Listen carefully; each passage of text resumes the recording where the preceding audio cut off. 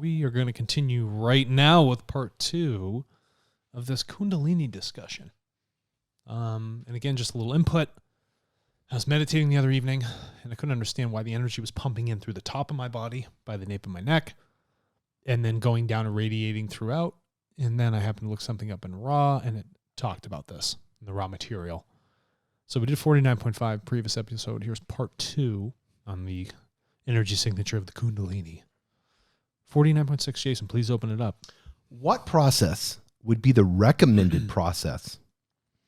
Silly question. What process would be the recommended process? Why wouldn't you just say, what's the recommended process? For correctly awakening, as they say, the Kundalini, and of what value would that be?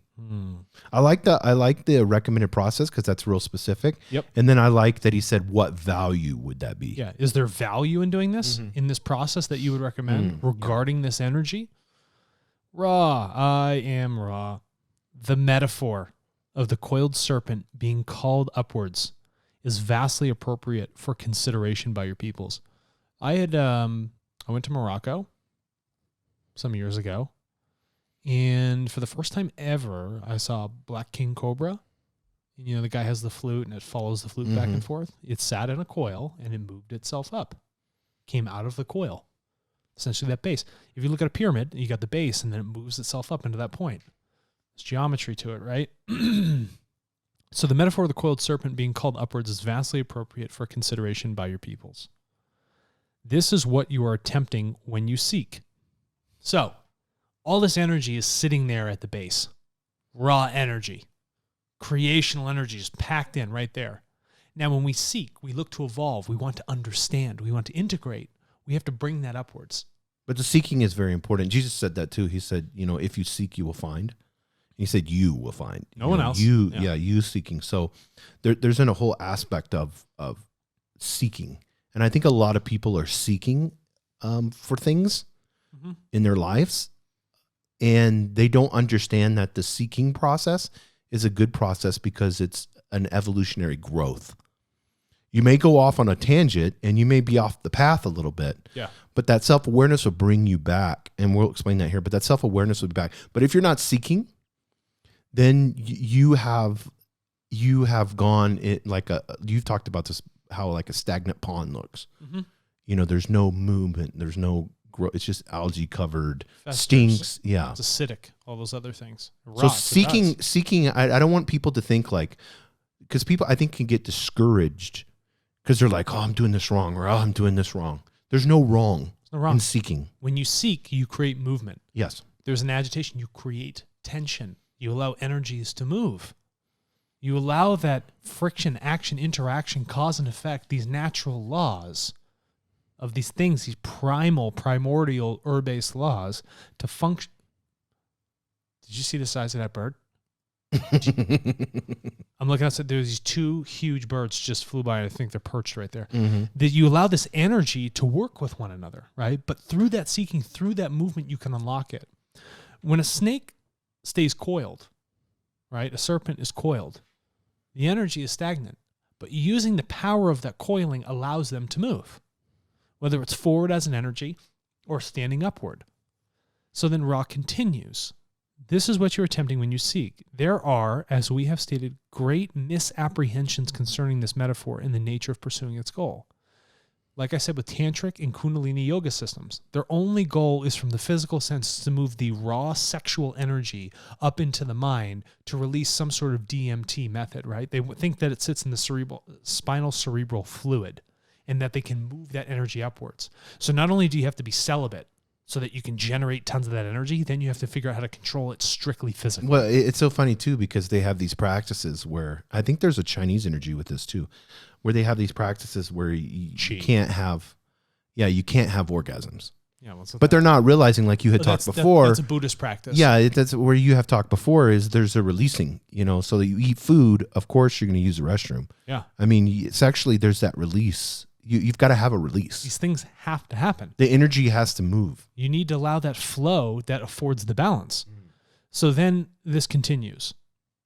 We must generalize and ask that you grasp the fact that this, in effect, renders far less useful that which we share.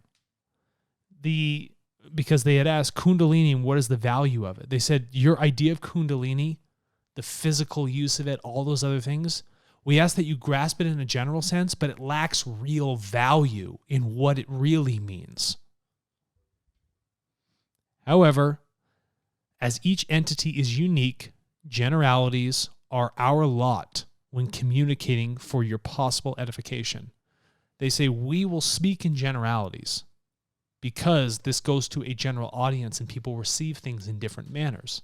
So if we can speak about it in this general sense, like you were asking in a general sense, hopefully that can be shared across many people. Yeah, and edification is just, it's to forward you along in a positive way. Yeah, and they ask you to grasp. Yeah. Grasping means you have to do the work. Yeah. You have to hold on to it. You have to reach out and grab it. So each experience, oh crap, I jumped the whole thing. So we have two types of energy, Ra continues. Two types. We are attempting then as entities in any true color of this octave. That statement, we've spoken about this in previous episodes between frequency, sound, color, octaves. You're going to have to go back and listen to that because just us explaining it here in this thing is going to be too much. So we are attempting then as entities in any true color of this octave to move the meeting place of inner and outer natures further and further along or upward along the energy centers. Like a snake. Yeah. So it's trying to move up. It's striving. It's trying to bring that energy up to where it needs to be. Because if you can live up at the point where creation sits, you essentially are balancing and allowing the flow of energy through the lower chakras and allow them to meet this focal point at the crown. Mm. Now you have a fully crystallized being of creational energy that's radiating a true color in this octave. It's not being distorted. The propagation of light through a medium, it allows the proper rainbow of color to actually shine through. Is that making sense? That makes sense. Okay. The two methods of approaching this with sensible method, the two methods of approaching this with sensible method are first, the seeding within oneself of those experiences which are attracted to the entity through the South Pole. Okay. So, in order to start to seat this energy, to put it somewhere, okay, to really hold on to it and ground it, that's what you got to do. You got to ground this energy to figure out how to work with it. The seeding within oneself of those experiences which are attracted to the entity through the South Pole. What is attracting you in a primal sense? What aspects of life? Is it the procreation? Is it the wanting to evolve? Is it the wanting of safety? What are those primal energies that you're pulling up through yourself? And it's going to be different because everybody's individual. I may be attracted to something that would be totally different than what you're attracted to. Precisely correct. So it's saying now the first thing you got to do is you got to start with that primal, raw individuality of attraction. Yes. And the reason they use attraction is not in the sense of like love or sexual appeal. It's a metaphysical magnetic principle, attraction. That's what they're thinking of. All right? Each experience will need to be observed. All right, and this is the most important part, and I'm going to let you dive into this because you're going to nail it. Each experience will need to be observed, experienced, balanced, accepted, and seated within the individual. Jason, please elaborate. No, I think I want to start. I'm going to kind of reverse engineer it. So seated within the individual. So whenever you think about the word seated, like, when you seat something, like if I take, I was playing around with the diecast earlier, right? And you have to be really detailed. I have these diecast airplanes. You guys can see them on the video. And we were playing around with one yesterday, and you have to seat these pieces. Yes. It's like a puzzle piece, and you got to seat them in there, push down. Hopefully you don't hit anything else because all the other little landing gear and bombs and everything will fall off, these planes. So when you're seating something, it has to be like pushed in there. There's this tension. And you have to seat it in there. And then once it's seated in there, it's not going to move. It can fall out and stuff like that over time. But so it's seated within the individual. So you have to understand it is specific to the individual. So whenever you have any type of religion or you have any type of guru and he's generalizing teachings and saying, now all of you must do this. Like we'll go extreme Jim Jones jungle. All of you must drink this Kool-Aid. They just had the Cinemax. You guys should watch that where it had, all I think it was like 38 people killed themselves to hop onto the spacecraft from the Comet or whatever, Hell Bop or whatever that was. And it's like a 5-6 part series. Whenever you have a teacher that's telling you and generalizing and not saying you as an individual need to be this way or you as an individual need to be this way. Now, not only are you imposing on your free will, which is, what most spiritual teachers and religions do, but is also taking the individual away. And it's taking, and this is what religion does, and Carl Jung talked about this, is taking the individual away and making it a collective. So you have no rights. You have no rights or abilities. You have no, and this is, so let's reverse engineer this because he says this, seated within the individual, it must be accepted, balanced, experienced, and observed. That's the work that you have to do. Yeah. There's work that has to be done. Anytime you have energy, you have work.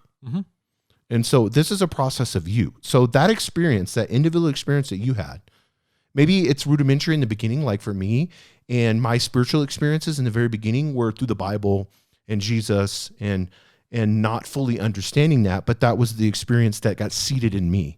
Now that energy, was it wrong at that time? No. And you have to understand that it's nothing that you've experienced is wrong.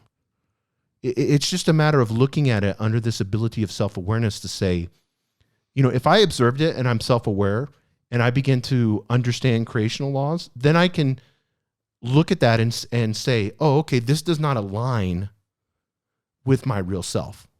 This does not align. So because people say, well, I was down this wrong path. And because we'll take a break because I want you to talk about this too. But going down this wrong path and I was doing all these wrong things. Maybe shooting up heroin in a parking lot in a dumpster was what you needed to evolve. And I know this is sketchy this can piss a lot of people off, but you can't take an individual and say, this is where when they talk about this is where total acceptance comes in. Accepting that individual experience that you had. Because a lot of people, if you can't accept the experience, then how can you observe it? There has to be an acceptance. Right. And I like how he did it. He said observed, experienced, balanced. Yeah, balanced. Why don't you get into the balance part? Because I think this is like weight and measures. Okay, so if you're talking about balance, you're talking about keeping a state of equilibrium between tension. Yes. Okay? Learn, teach, learn. If you don't take that experience in and you don't look at it as a learning moment, you cannot balance it. Regardless of the polarization of that energy, how it comes in, it must be balanced. And that balance happens when you accept that thing. Yes, that's what I was going to go. When you love the experience. When I say love, that means you understand the experience for what it is, regardless of polarization. If you take it as an evolutionary step for your learning, you've now balanced that energy. That's fundamentally what is happening here, okay? Because making negative statements, and I have to catch myself in that, be self-aware enough to where I catch but making negative statements, saying, well, that wasn't good for me. Of course it was good for you. Of course it was good for me. It was a learning moment. And in that learning, if I learned from it properly, then in that learning moment, I just evolve higher. We had that guest on Tartle the other day, and she was speaking about a teacher and how bad she was and all these other things. And I said, well, hold on a minute. There's nothing about that experience was bad. That experience taught you how you should not act. It showed you what you wanted. If you take it just as a learning experience and not as something that is negatively harming you, but just say, hey, what is it that's being learned from here? Now I am balancing what has come in. I observed the teacher. I experienced what they were telling me. I experienced how it made me feel. And from that feeling, from that knowing, I created a balance in the self by turning it into a learning moment of evolution, by taking the polarities of that energy and integrating it with the self, finding that balance. Well, this is where cancel culture is wrong, because they want to cancel things. And history is made to be learn, teach, learn. So when we go back and we see the mistakes of others, or we see somebody that makes a mistake, what we perceive as a mistake, and we're not accepting it, and then we just want to erase it, because you can't erase it. You could pretend to erase it, and you want to erase it. Now there's no learning. No learning is done. that's the logical fallacy. It's the contradiction within itself of a cancel culture. They think it moves you forward when actually it moves you backwards. It prevents, it inhibits evolution. Because whenever you understand, when you look at history, and we've talked about Picasso before, he was very violent with women. Chauvinist. Yeah, it's a huge chauvinist, but he made beautiful paintings. So there's polarity. Right there. Well, that polarity is, when you see polarity, it's beautiful because it lets you learn. Yeah. So now it's like, somebody can create beautiful art and at the same time be male chauvinistic. Well, why don't I create beautiful art and I'm not chauvinistic? It goes back to our old thing. Remember, we've talked about this story many times as an example. Guy goes in, shoots up a school full of Amish kids. Yes. Yeah. What did the Amish do? How did they meet that energy? They met it acceptance with love, acceptance, and understanding. Mm-hmm. And in doing so, they didn't double down on that negative energy. They actually equalized it. If that was something so negative and they brought in so much positive, they understood that was a human being that was confused. Mm-hmm. Even though that human being ended the life and the probabilities of ones that were most loved and closest to those Amish people, they understood that at the deepest, most reflective point, it made no sense to come at it with hate. But you see that catalyst of negative polarity spawn positive. You look at Gandhi, for instance, in that very beginning in his young life when he wasn't allowed on the train, because apartheid and everything that's going on. So he wasn't allowed to be on the train. Or you see, I forgot her name, the lady that was, wasn't allowed on the bus. Rosa Parks. Rosa Parks should have sit in the back of the bus.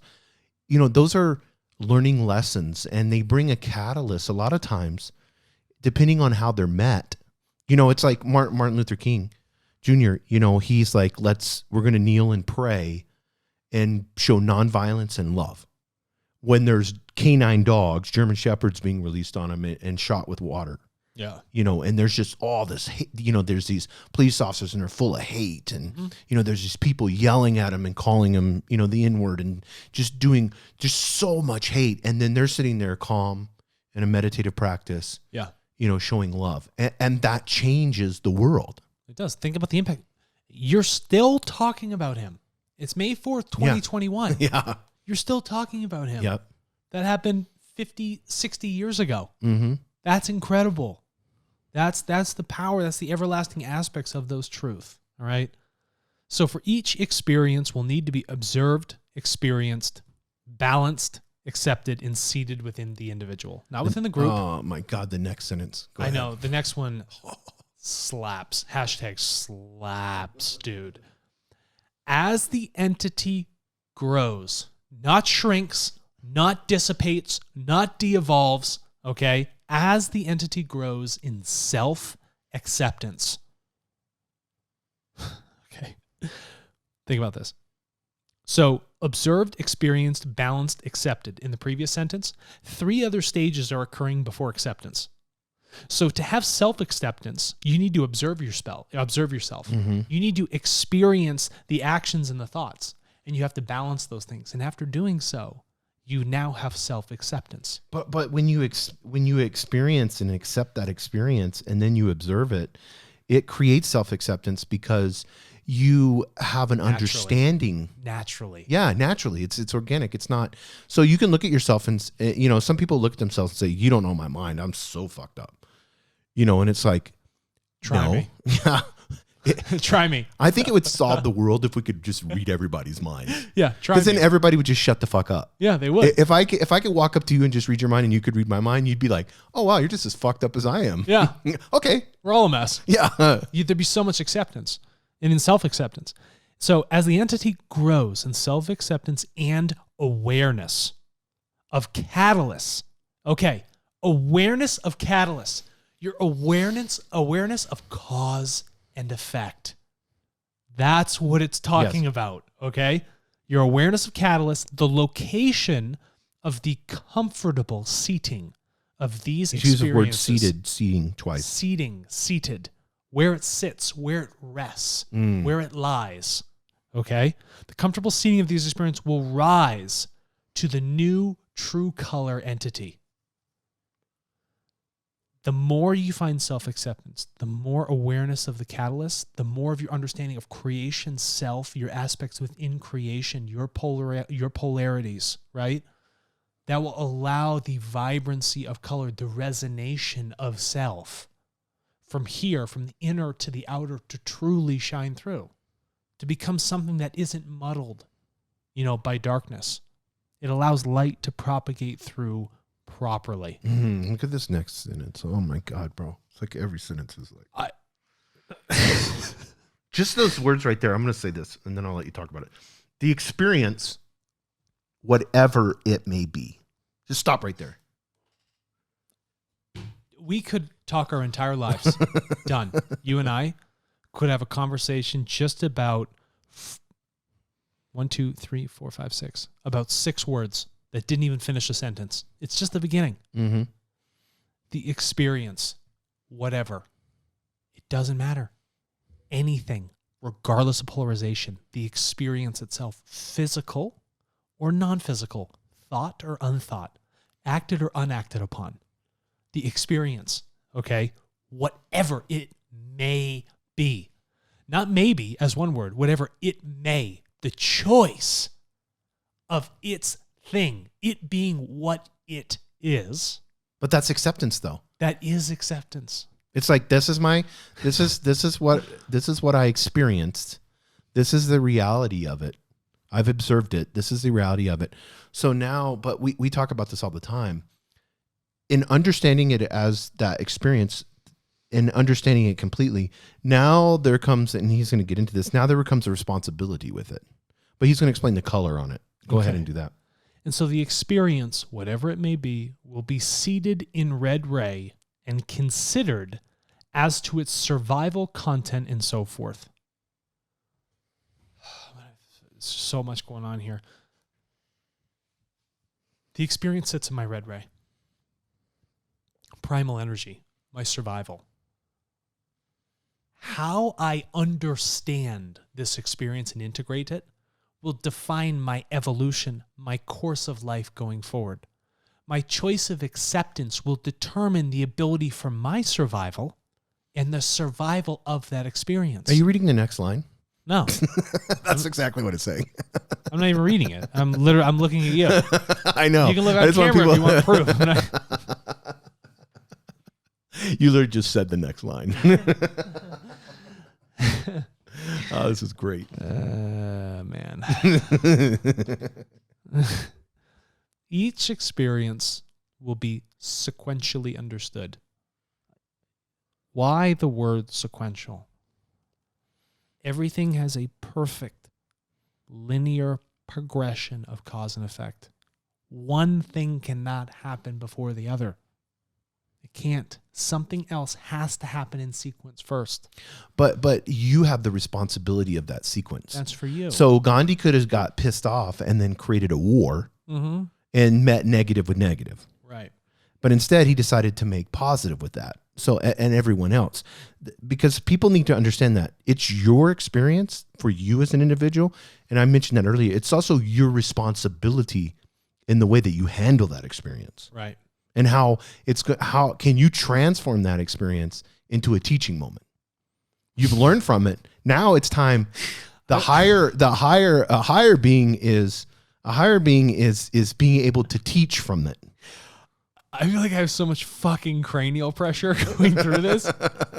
Like my head is exploding. Yeah. Because every time I read something, it's so interconnected with everything in my life that I've gone through. Yeah. Oh, yeah. And it's almost pathetic at how rich it is. It's really cool though. And people should do this practice. It's just stop like right now and just say, my whole life, I totally accept. Yeah. Everything, all the fucked up shit I did, all the crazy stuff that people don't know about, people do know about, my family, my children, my exes, the relationships that I fucked up, the relationships that other people fucked up. You know what?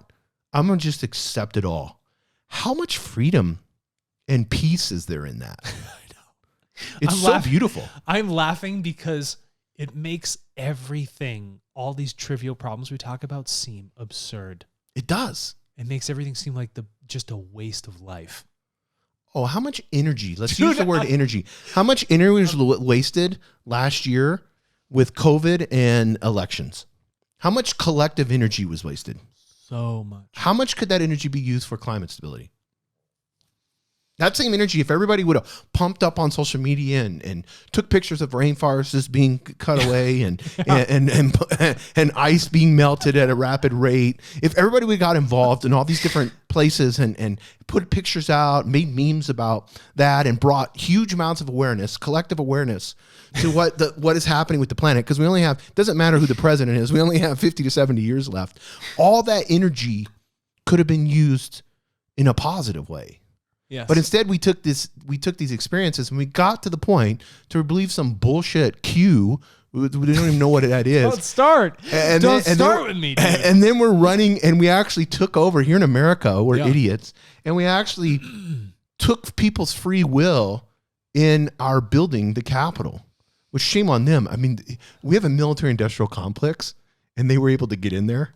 I thought they would have like all the cops would have like laser eyes. Yeah, like RoboCops. You know, it's like it just shows you the waste of money and how you couldn't even defend the home of these politicians. You know why it's a farce? They were running out. It's built big and out of stone to project some sort. We can't get into that right now, but no, this is very important. Each experience was understood by the what?